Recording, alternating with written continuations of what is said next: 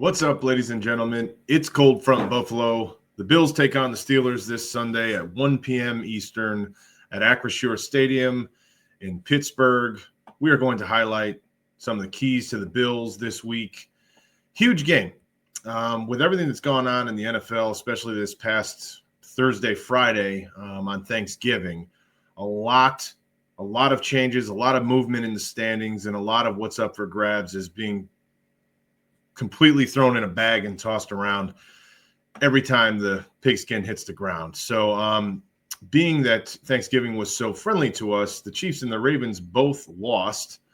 Chiefs losing to the Dallas Cowboys in a great game, fantastic football game to watch. And then the Ravens losing Thanksgiving's nightcap against the Cincinnati Bengals, potentially the ever-changing Cincinnati Bengals now that Joe Burrow is back on the field. The Ravens really didn't look good.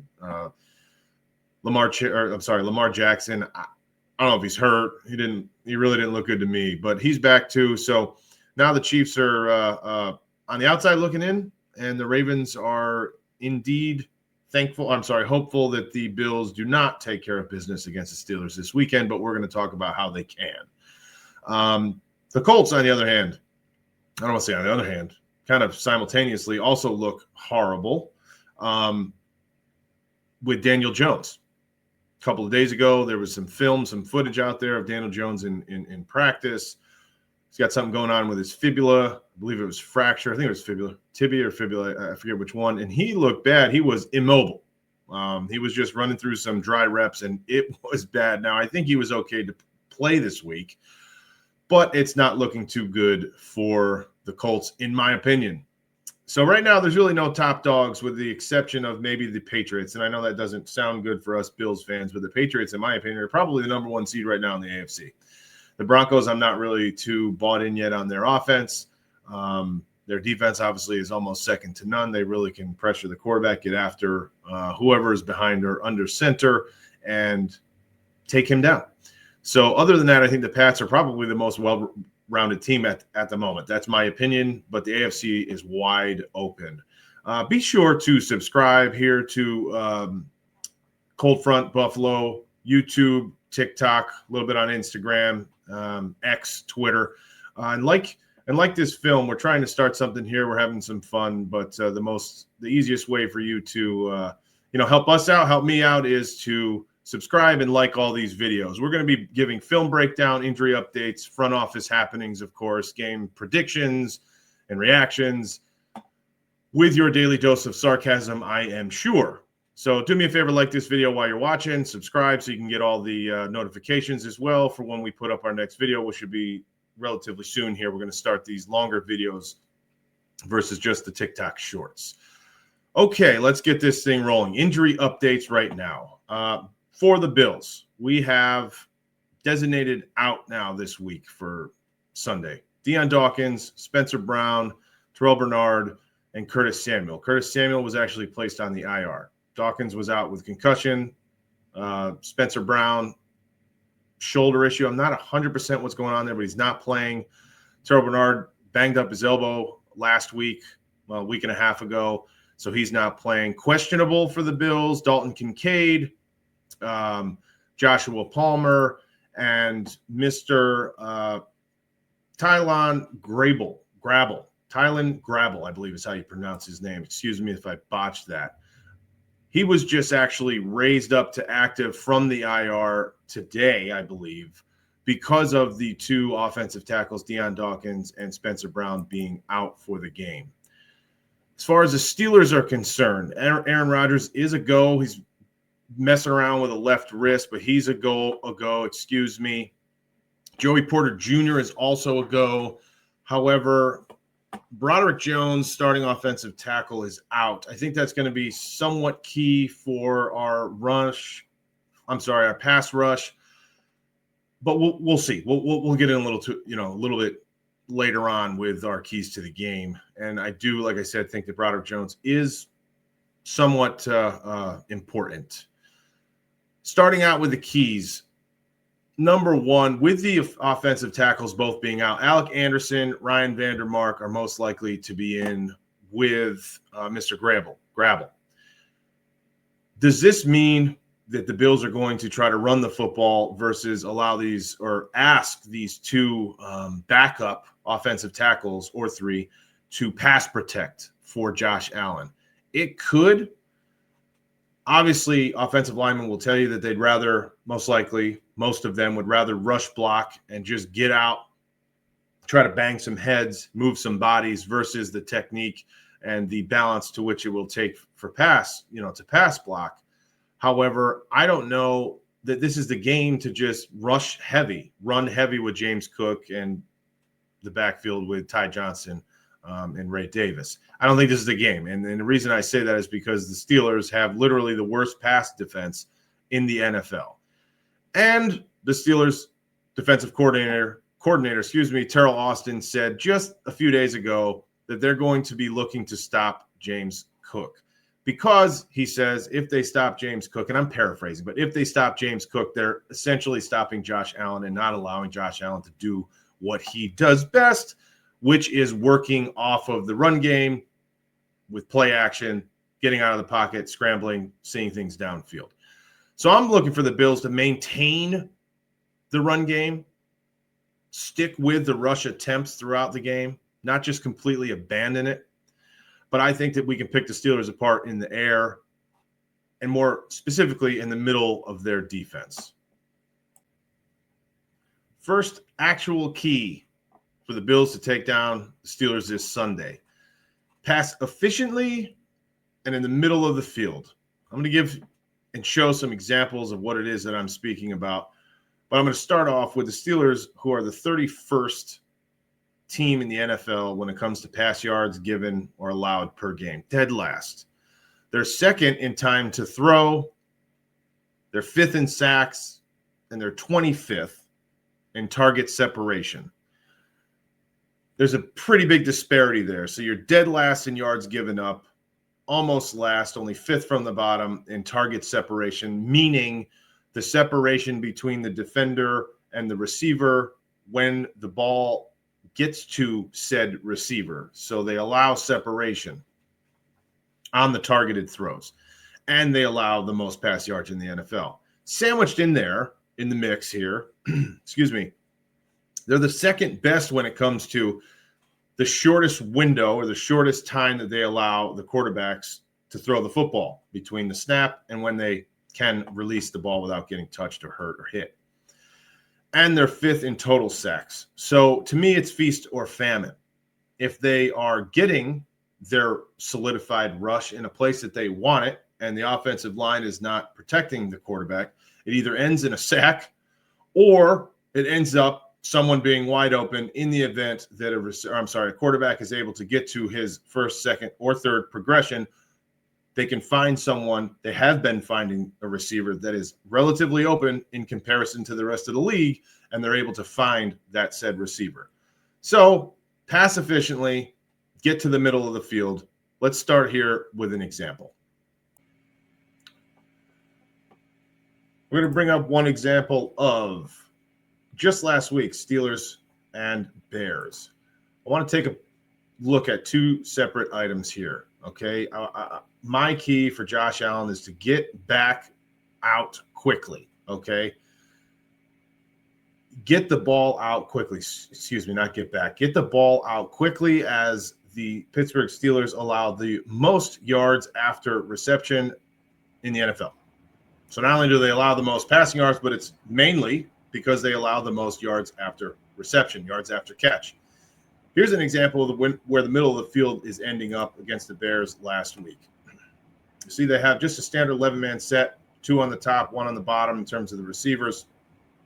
Little motion, play action, pause it here. Take a look at the middle of that field already. Just see what you're seeing in the middle of the field. You got your linebacking crew and your defensive line. They bit on this play action, as you'll notice here.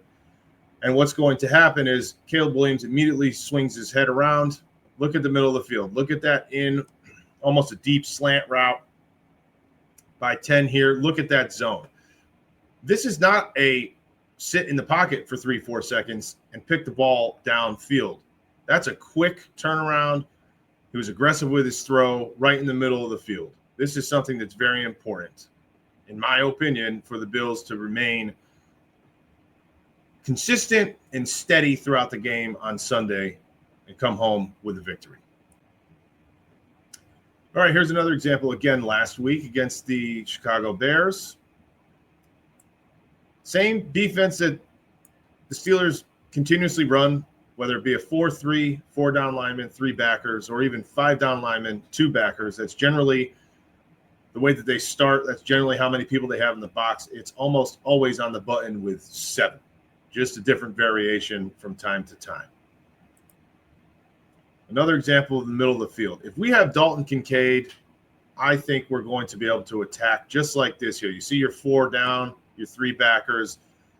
You have a deep safety and a second one dropping, 2 deep.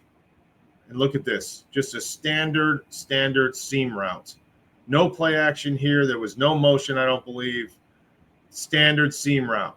Those backers are going to sit about 8 to 10 yards generally, deep as far as the line of scrimmage is concerned. Kalen Williams looks off this deep safety and then fires the ball right into this enormous pocket that the Steelers continuously, when I watch film, seem to leave open.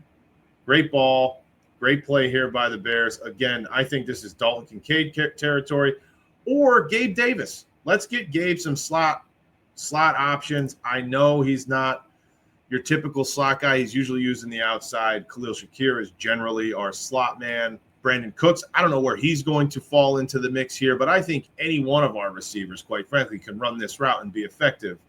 This is just, just a standard seam. No trickery here. Base defense, standard seam. This went for, let's see,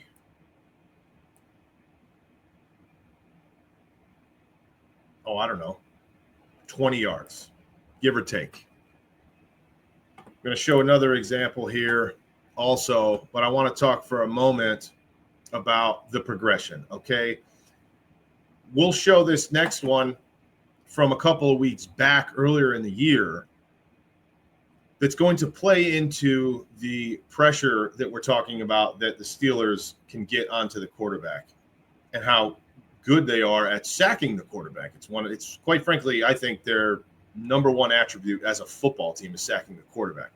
But there are ways to keep that pressure off of Josh Allen just long enough for him to be able to take his progressions. And if it's not the first the first option, get to your second or your third receiver and still get enough time. I'm going to show you here.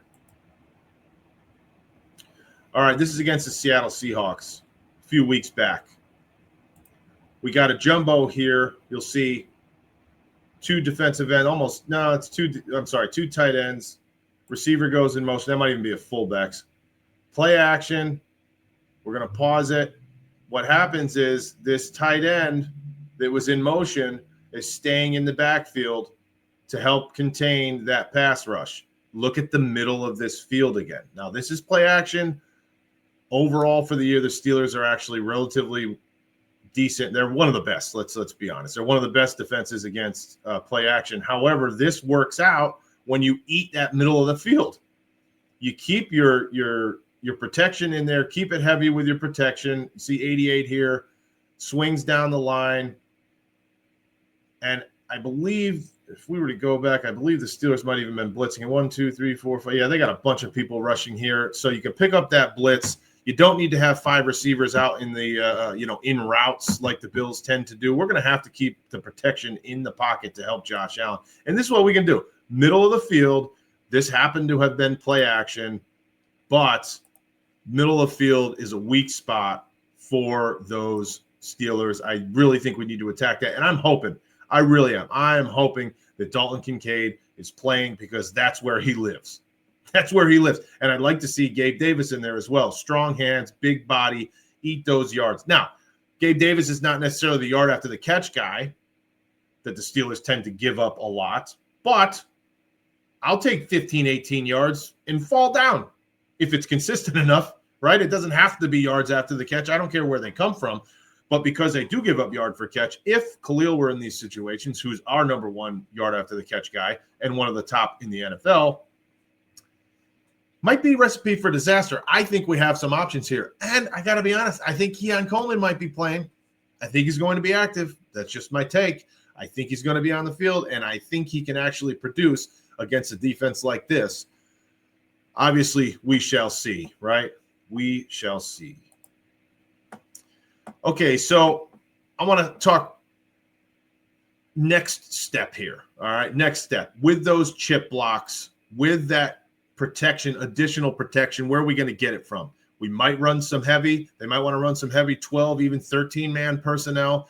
Maybe this is a big game for Jackson Hawes staying in and pass protecting. Dawson Knox chipping and releasing because he's not the biggest reception threat, so it might throw them off a bit if he stays in, chips J.J. Watt, then releases down the middle, flat, hook, curl zones. That might be an option as well. Either way, I think the middle of the zone is going to be open. But I'm going to show you one more example here of giving additional protection for Josh Allen. Okay, let me throw this up. It's against the Cleveland Browns. Now, the Cleveland Browns are obviously not an offensive juggernaut. Okay, let's just be honest here. But I want to show you. I'm sorry, this is the Cincinnati Bengals. And we had a clip of Cleveland before. Watch what happens here. We're going to send 1, 2, 3, 4. There's 5-2. Okay, J.J. Watt's in this circle. I want to show you how they're picking up this pass rush and what that can lead to in the event that you give Josh Allen time.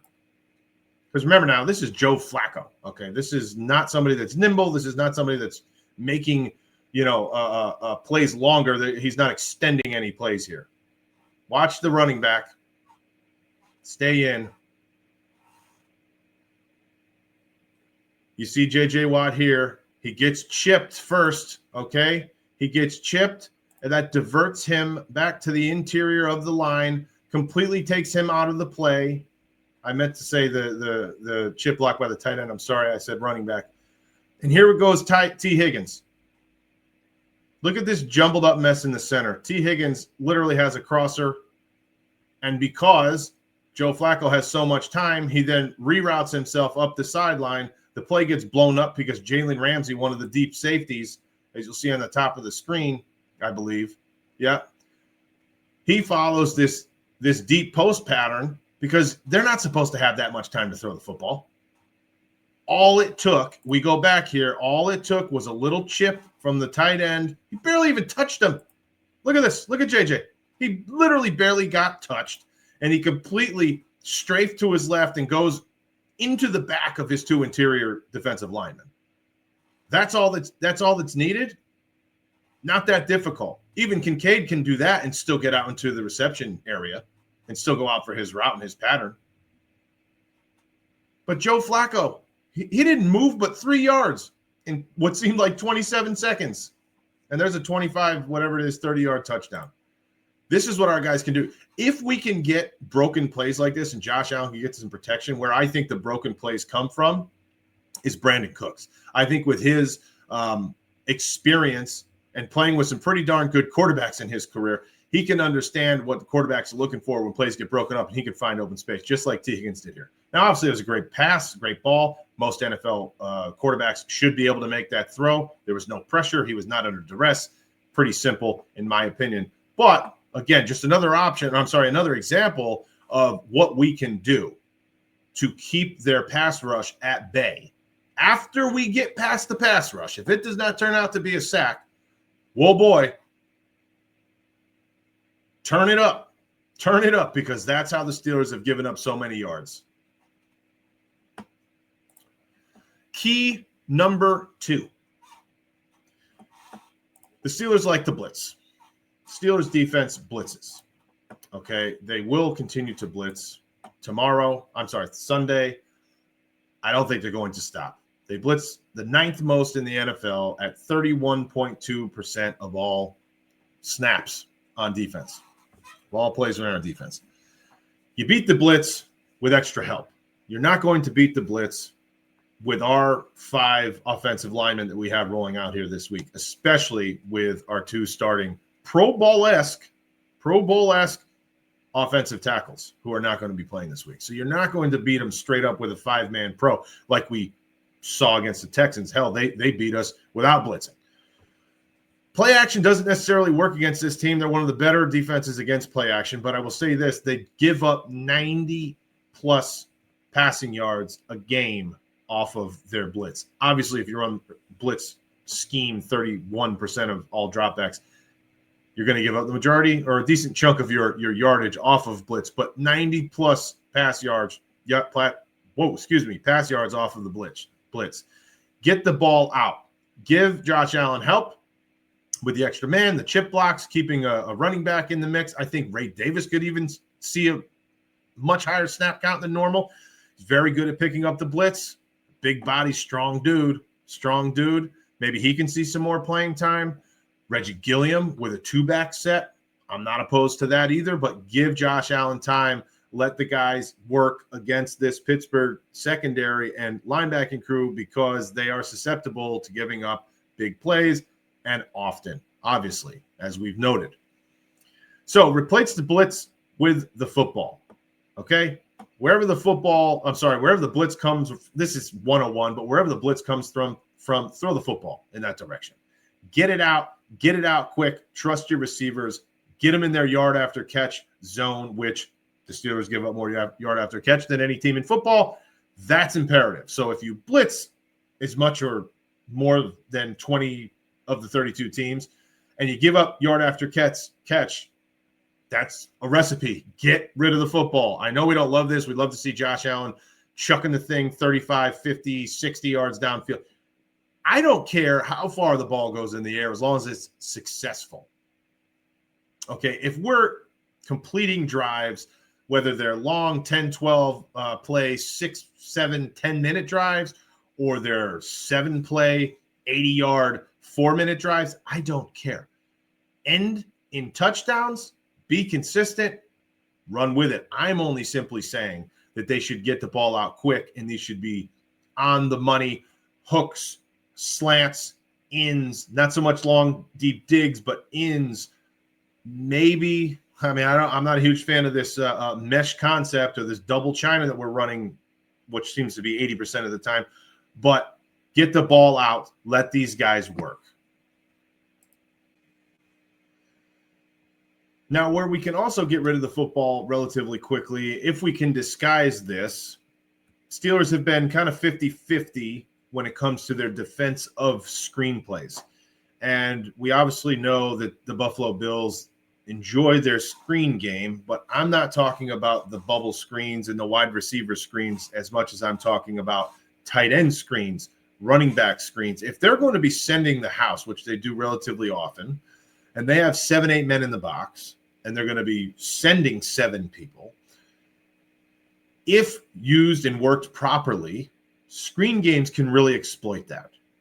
You're putting a lot of pressure on the back end of your defense. If you're going to send 7 or 8 people flying after the football, flying after the quarterback, and a screen can just pop right around you, chip, let those offensive linemen kind of work their way down, dump the ball either through those rushers or over the top of them, you're going to have a lot of room to run. Again, run after catch. I'm going to keep saying it. Run after catch is one of the kryptonites of the Pittsburgh Steelers. So I think the screen game could also be a big way to handle the Pittsburgh Steelers blitz.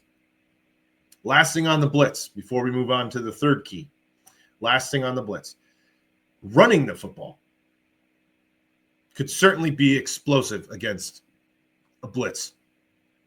I know it's not technically considered a blitz, maybe depending on which statistical metrics you look at, but it's only a blitz when it's against the pass. But I'm saying if there's 7 guys coming, if James Cook, it can be afforded even a sliver of room in that line, and there's 7 men, 7 defenders up on that line of scrimmage, and he has even a foot and a half. We've all seen James Cook. He takes 50-yard carries to the house on not even a doorway width, not even. So although blitz, you would think, is covering up every gap and then some, it doesn't take much for an explosive run off of the blitz. And James Cook is as good as any of them out there of finding a terribly small hole that my body wouldn't even fit in, let alone James Cook sneaking through at maximum velocity, making one hard cut, and there he goes. He's done that multiple times over the last few years. That could come into play without question. And their defense, quite frankly, is 25th in the NFL when it comes to stuff rate. Stuff rate meaning the offensive rush attempt at the line of scrimmage or before, meaning no gain or a loss of yardage. Only 14.3% of the time does that Steelers defense, even with their blitz rate, does that Steelers defense stuff against the run. So what I think the Bills need to do when it comes to their rush game is just contain themselves as far as getting your 4 or 5 yards. We don't need any crazy trickery, although James Cook busting one for 60, I'm going to be just okay with. But I'd rather not get overzealous and just take what's given to you, even in the run game. Stay consistent, stay methodical. I'm not talking about 25 to 30 rushes for James Cook, but what I'm talking about, get your 4 to 5 yards. That's what you do. That's what they give up. Okay? Just take your 4 to 5 yards and always be ahead of the chains on Sunday. Stay ahead of the chains and allow that passing attack to do its thing. Third key to success, we have 4 of them. Stop their rush and make tackles. I'm going to put those together. Stop the Steelers' run game and tackle the darn guy with the football, please. We have to be more consistent with tackling the football, okay? We just haven't been, and that needs to change, and I'm going to say it needs to change now. Now, the Steelers are not the best run offense on the face of the planet. They don't even average 100 yards per game. What they do, though, is they run over 58% of the time outside of the tackles. And what that does to me, what that says to me, is that's where they like to live. And that kind of plays into the Bills' strengths, if I'm being honest. Although Deion Walker, I think, is an absolute stud. He can't play every down, and he's only one man. He gets doubled early and often, and he does a great job. He's a stuffer, and he's a game changer, quite frankly. And interior defensive linemen don't get a lot of credit usually unless there's some huge name that tends to sack the quarterback often. But Deion Walker is having a phenomenal rookie season, in my opinion. However, the strength that I'm talking about is Greg Rousseau, okay? Being that the Steelers run the ball almost 60% of the time outside the tackles, which is 5th in the NFL, by the way. Okay, so that's as much as almost anybody in the league. Being that they do that often, Greg Rousseau, although he's an edge rusher, and we grade edge rushers by QB pressures, sacks, strip fumbles, sack fumbles. What they usually don't speak about, when I say they, I mean the media and all of us on social media, is how good or bad of a run stopper an edge rusher actually is. And according to PFF, Rousseau is ranked 1 when it comes to rush defense for edge rushers in the NFL. I mean, an 8th overall, by the way, for all edge rushers. He only has 3 sacks, but he's playing really well. When you watch film, when you watch the tape, he's stopping the run. He is getting pressures. He's not ending up with sacks at this moment in time. I think there's a lot of other variables and determining factors when it comes to the sacks. However, he's playing great. And if they're going to run the ball, I'd rather them run outside at this moment. Run right into Greg Rousseau. That's fine. We need him to step up and have a continuously good game, just like he has been throughout the year, but we need him to have a good game stopping the run. There will be, there may or may not be attempts to sack Aaron Rodgers because he gets the ball out faster than anybody. I think his average air yards is like 5. It's by far the worst in the NFL, but he gets the ball out quicker than anybody. He's an old man. He's nervous. His wrist is banged up. I don't even know if he's going to be able to hold the football. Saw a clip of him in practice throughout this week. I don't think that he can hold the football with his left hand only, with this contraption he was wearing. He might not be wearing it Sunday. Quite frankly, he probably isn't. But I think that will be a factor. And if they get after him once early and put a licking on him, I think we're going to see Mason Rudolph.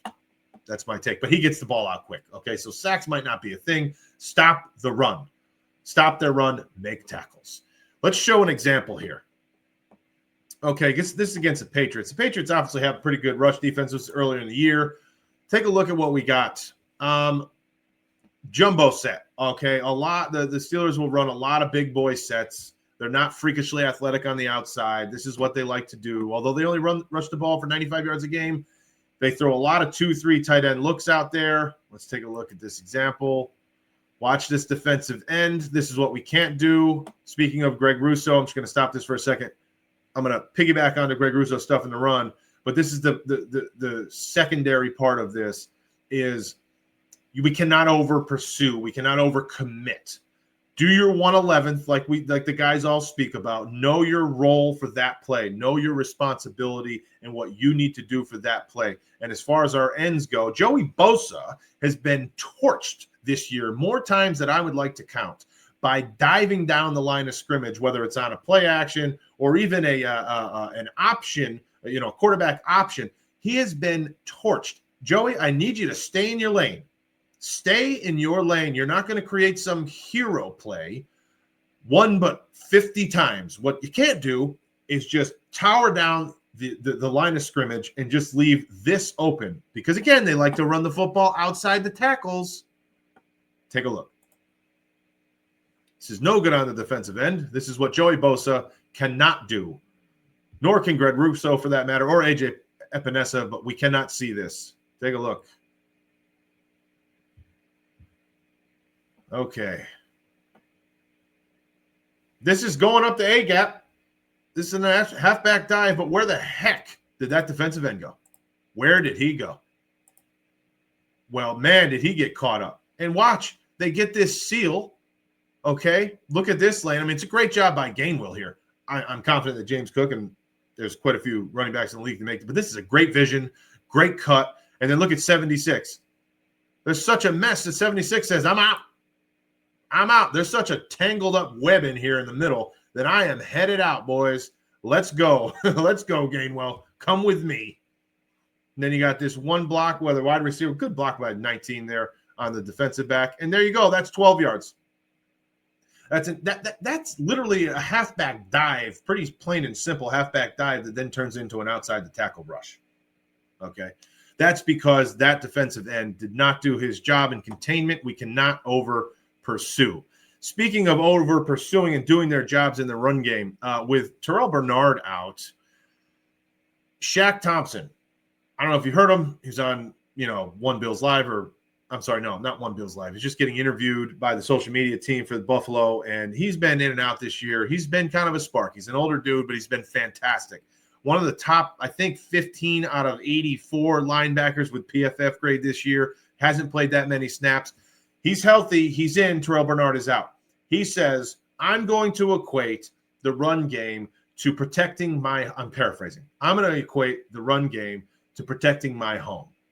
Meaning, it's all about desire and energy and what will you do? Your effort to protect your home. If someone is breaking into your home, you're going to do whatever it takes. It's a mentality. It's a way of thinking. It's a frame of mind. Protect your home at all costs. He's saying that the Bills are going to transfer that onto the football field when it comes to stopping the run. If we allow ourselves to get bullied, beat up, out-physicaled, and thrown and tossed around, we didn't protect our home. The intruders are the offensive linemen and the running backs, and we own our space. We need not let that happen. Take that for what it's worth, but to come out there and say that for somebody that hasn't played that much all this year, I'm going to take it positive, and I'm going to say, let's roll, Shaq. Let's roll, baby. Get in there and stop these two boys, because if you stop these two guys, Warren and Gainwell, I'll put the house up that Aaron Rodgers ain't going to beat you. I mean, I'm sorry, but I will. Aaron Rodgers is not going to beat you. Our secondary has really come into form. I will not allow anyone to tell me that Aaron Rodgers can single-handedly beat the Buffalo Bills. So stop the run, like we said, and make tackles. You're going to be just fine. So that was a little sprinkles from Shaq Thompson to be a spark. Fly around and make some plays, would you? Stuff to run. Okay, we're going to show another example here also. Oh, before I do, so the Steelers actually, this is the second half of it. Stop the rush by making tackles. The Steelers produce 3.34 yards after contact on average. Okay. That's quite scary when you take a look into the Bills' defense giving up 4.3 yards after contact, which is, by the way, dead last in the NFL, which I think we probably all know. Our rush defense is 31st, dead last. Our rush, first. Rush defense, 31st. So again, we're playing this seesaw game. How well can we stop them versus how well can we do our thing? That's what is remained to be seen. But keep in mind that we are the last at giving rush yards past contact, initial contact, and they are 3.3. I think they're top 10. I think it's top 10. So we're going to show another example of Cincinnati Bengals again. Now, they play these guys twice a year, so I got to watch quite a few examples of the Cincinnati Bengals. Another 2 tight end set, 12-man here in motion, and almost might even be their third tight end who's lining up as a receiver. That might have been Freiermuth. I can't tell. So base defense here from Cincinnati, right? 4-3. Okay, relatively standard. Take a look at the linebackers. I want to show you. Look at all these double teams. There would be Deion Walker. There would be Greg Rousseau. There would be Daquan Jones. And on the other side, maybe the single man would be Joey Bosa. I'm using that as an example of this was the Bills, okay, out on the field right now. Milano, Thompson, and possibly Dorian Williams over on the right side, 42, with maybe Cole Bishop. That would be my guess, 23, depending on where the line is set. I'm sorry, the receivers are set. Look at those double teams that they take, and look what they do against the double teams. And then the linebackers shoot their gaps. They play their 111. They shoot their gaps. And what that causes is absolutely nowhere to go for Mr. Warren. Where's that guy gone? Okay. Where's he going? Absolutely nowhere. So just like we saw Gainwell against the Patriots on the play before, get stuffed in the A gap and immediately bounce to his right for 12 yards around the outside. What did this what did this defensive end not do? Forgive me, I don't know his name. 96 on the left side of I think it's 96. Yep, watch 96. What doesn't he do? He doesn't over pursue. He doesn't fly downfield, down the line of scrimmage and leave nothing over here. Okay, he stays in his lane. He does his 111th, and then this corner or strong safety plays his contain, stays outside, doesn't crash down too much because that's where the run is headed, stays in his lane where this circle is right here. Warren bounces out and has nowhere to go. This might be 1 yard. This might be -1. But I noticed this and I said, damn, like perfection. Perfection, in my opinion, from the Bengals. Look at that. Double, double, double. 2 of these linemen have to then peel off to get the linebackers who are obviously feeding into their gaps based on the handoff, going after the ball, trying to put a helmet on the ball. But 23 doesn't.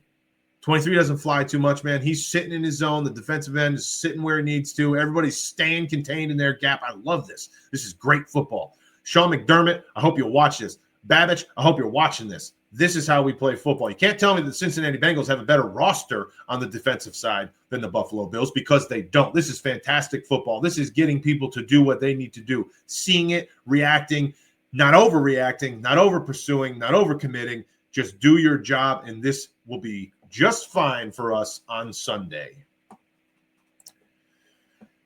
Getting a little worked up on that one. But I love this play.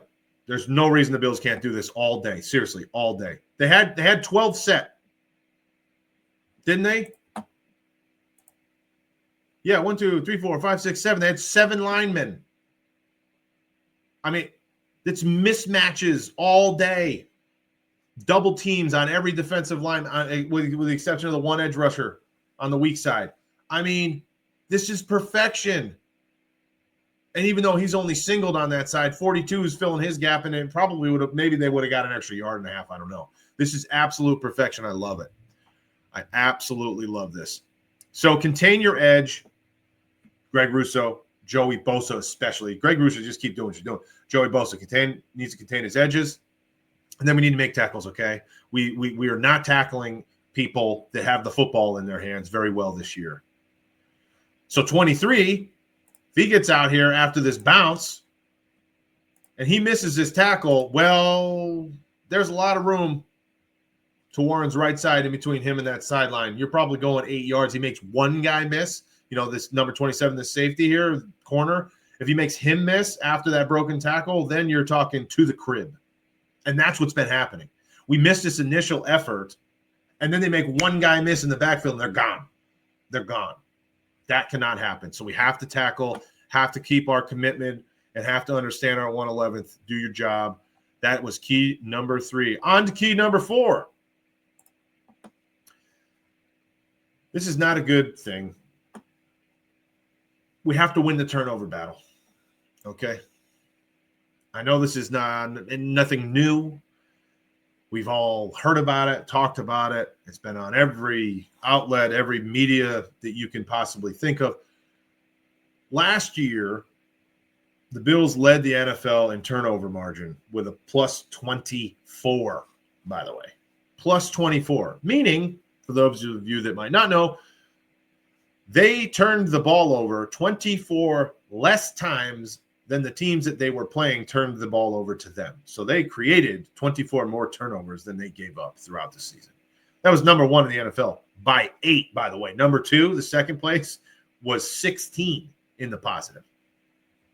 This year, we're -2 total. We have coughed up the football to the other team 2 more times than they have to us. In our 4 losses, we've turned the ball over 11 times. I say we. I'm not part of the Bills organization. They want to pay me? Sure, I'll take that job.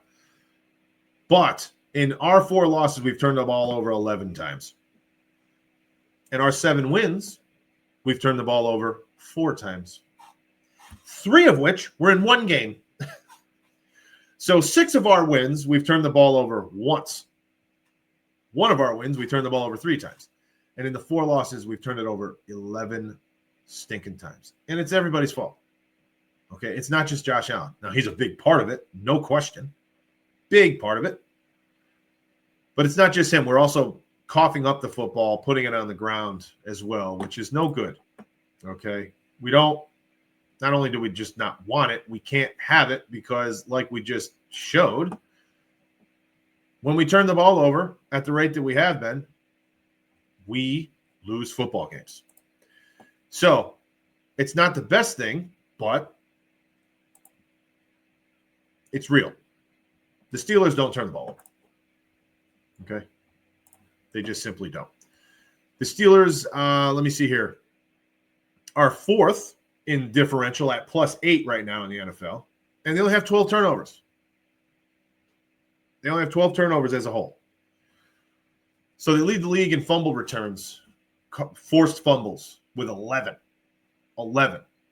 Part of that turnover margin, part of these keys are don't cough the ball up. Not only can we not throw it to the guys in white, black, and yellow, but we can't throw it on the ground before we get touched or tackled either. In layman's terms, simplicity. I think, this is probably asking a lot, but if we get 2 turnovers and we don't turn the ball over, it's a win. It's a win. I don't see any world that we go +2 and lose. That's not easy though, because like we said, the Steelers really don't cough the football up. They average maybe 1 a game. So I think 2-0, definite win. If it's 1-0, still a win if we can make sure that these other things that we've been talking about have been checked. These boxes have been checked. But, that remains to be seen. When we turned over the football 3 times against Tampa Bay, which we did, 2 interceptions and 1 fumble, I believe is what it was. 3 turnover game. But we put up by far, well, with the exception of Baltimore in week 1, we put up the most points on offense than we have this year. When you put up 44 points, you can turn the ball over a few times. Okay. When you put up 13, 20, 17, 24, you can't turn the ball over 3 times in the NFL. You just can't. So I'm okay with 1 or 2 turnovers if we're going to put up 40 points. I don't see that happening. I think it's going to be close, though. I actually think we're going to score between 30 and 35 points. But if you put up that many points on the scoreboard, you're allotted the ability to turn the ball over because every other possession at that moment, you're putting up 7. Not only are you not settling for field goals, you're not punting the football. You're not just playing the field position game, which we're not really too good at that, to be honest with you. So that can't be part of the Bills' DNA on Sunday, and it has been all year. So there's no reason to try to start that now. Field possession is just not in our wheelhouse, okay?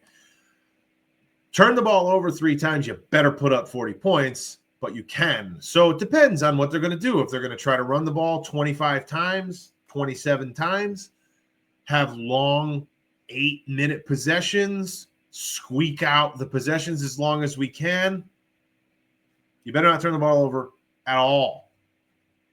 Because the longer your possessions and the more or the lesser amount of chances that you have in terms of drives, possessions, the more important each individual one of those possessions becomes.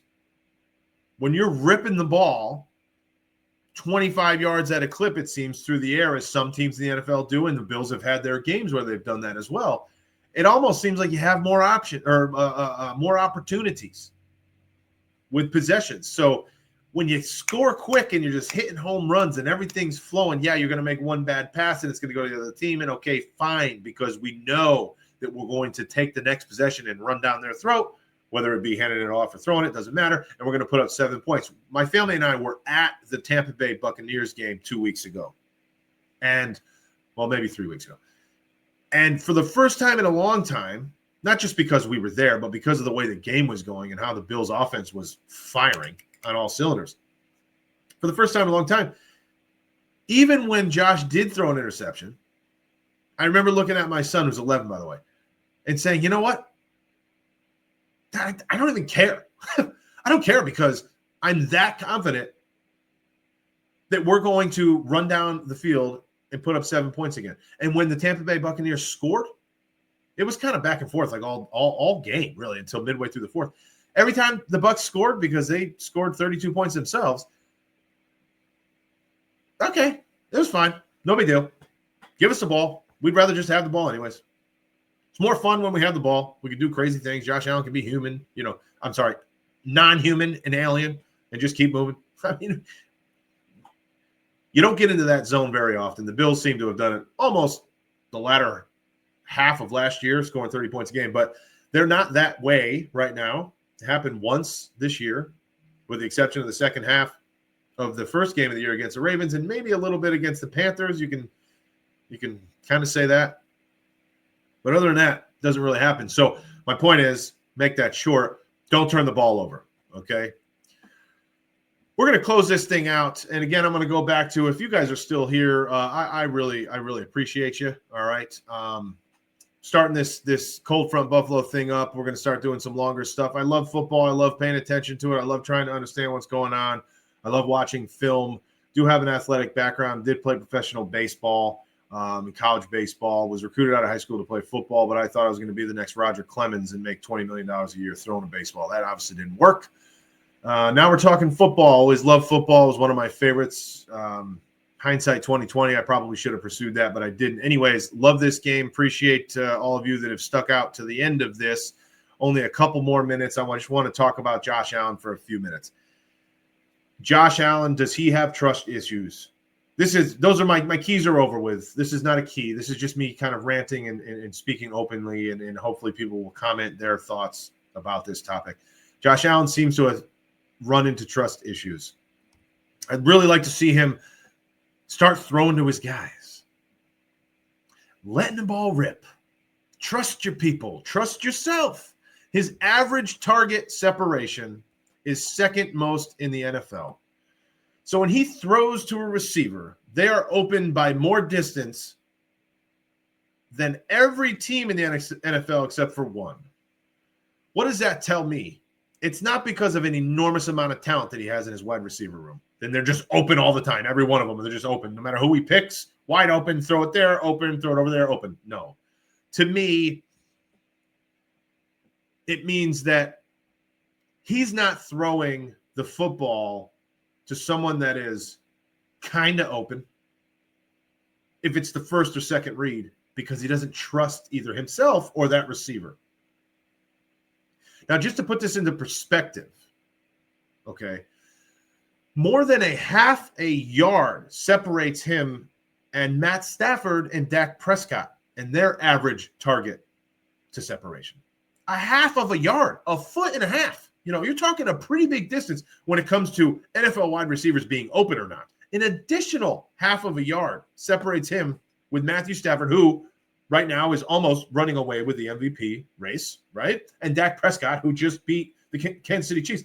And the Cowboys might be one of the better teams in the NFL all of a sudden. So just using those two guys as an example, 0.4 yards more than Drake May, who's also having a hell of a season. Can't take anything away from the guy. I don't like the Patriots at all, but it's reality. Maybe he's gun shy. For whatever reason, he's not doing it, okay? He's not doing it. When you play scared, you tend to make more mistakes than when you don't play scared, believe it or not. That's just coming from me who did play professional baseball. High-level athlete at one point, long time ago. If you play scared, you're afraid to lose, you actually tend to make more mistakes. Versus when you just play open and free and I don't want to say careless because that's a terrible word. Like not caring, oh yeah, sure, just go make mistakes. It's no big deal. No. When you're confident in yourself and you're not playing to lose, you're going out to win the game, making aggressive plays, you tend to actually make less mistakes. And I think that whatever the reason is, I don't know, but Josh is gun shy and it's forcing him into taking more sacks, to throwing some weird balls, weird decisions lately. I don't say lately, sporadically amongst the season. He's running himself into sacks, which he never really did, because he's not throwing to people that are somewhat open. He's waiting for someone to be wide open. Hence, having the most separation per target of anyone in the NFL, with the exception of one team. Second. They're second. He's second. See the read, trust your guys, and let it rip, dude. Let it rip, Josh Allen. I hope there's no injury. A couple weeks ago, I actually put a post out. I was looking at his mechanics, and I thought they were off. They didn't look like Josh Allen to me. So I started watching some film from the last few years and this year. He obviously changed his release point over the years on purpose. But even in years past, it looked very odd to me. I thought he was hurt. He might still be hurt. He had this bursitis thing. He had these like hex wraps on his elbow this week. I don't think that's anything, but if it is, you can come back to me. I was the first one to call it about a month and a half ago. I hope he's not, but he could be. Could be that. But let the ball rip. You got one of the best arms to ever play football, arguably. Right now, he throws into a tight window 11.9% of the time. A tight window, by definition, is less than 1 yard of separation from the wide receiver to the defensive player when the ball arrives. So 11.9% of the time, he is throwing to someone that has a defender within 1 yard or less of him. Okay? That's fourth lowest in the NFL. This is very telling. Fourth lowest. Last year, he was 12th most at 16.8%. So at a 16.8% clip, he was firing the ball into his receivers that had a defender within a yard of them. This year, It's almost 5% less. Going 12th most to 4th lowest. He literally has arguably the best arm to ever play the quarterback position. And he's gun shy about firing a ball in to someone that has a defender within a yard of him. That's 12 weeks worth. That's not just a small sample. That's not 1 or 2 weeks. That's 12 weeks worth of football. Let it rip, brother. Josh Allen, we trust you. The entire city of Buffalo trusts you. All of Bill's Mafia trusts you. Cold front Buffalo Mafia. Trust the hell out of you, Josh. Trust yourself. Trust your boys. Let it rip. Gaby's back. Gaby Davis is back. I know you trust him. Now you got a veteran wide receiver, Brandon Cooks. Trust your boys. Trust them. Joe Brady. Push your way to victory, my friend. You have the best quarterback on the planet, as we just said. A freak, an alien, a superhuman thing. I don't even know what to call him most of the time. Use the dang guy. Stop trying to get cute. You're not fooling anyone. With end arounds to Dawson Knox. I love you too, Dawson, but you're not fast. You're not elusive. You're not fleet-footed like you used to be. Not like these guys that take end arounds, at least. You know, these 4-3 guys. That's not you. So, Joe Brady, stop thinking that you're fooling someone doing that. Please. Please. You're not fooling anyone. Some 360 counter reverse handoff to Khalil Shakir in the A-gap on 3rd and 1, 4th and 1. You're not fooling anybody. Stop that. Stop it right now. Pound the rock. Get the ball out quick and stop overthinking it. Be the Bills. Be Buffalo. And let's roll. Recap. Efficient pass game. Quick release. Middle of the field against their defense. Number 1. Handle their blitz with chip blocks and RB help. Contain with your bodies to keep the rush away from Josh Allen. Number 2. Contain their outside running game. Staying at home and contain. Don't over pursue. Do your 111th and tackle people. Number 3. And win the turnover margin. Number 4. That's going to do it, folks. I appreciate you from Cold Front Buffalo. Appreciate you all. Please like this video. Subscribe for more Bills coverage and NFL updates as well. Go Bills. Cold Front.